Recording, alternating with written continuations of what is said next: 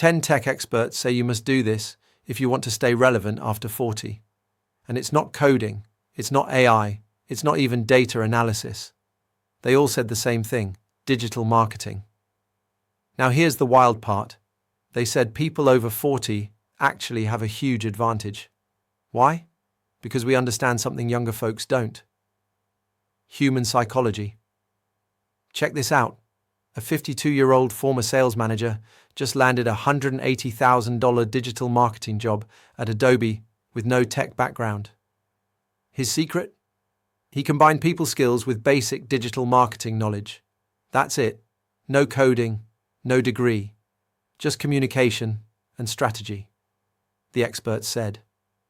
By 2025, 80% of all jobs will require digital marketing skills, not complex tech, just the ability to connect online.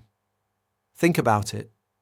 Who's better at understanding people than someone who's spent decades in the real world?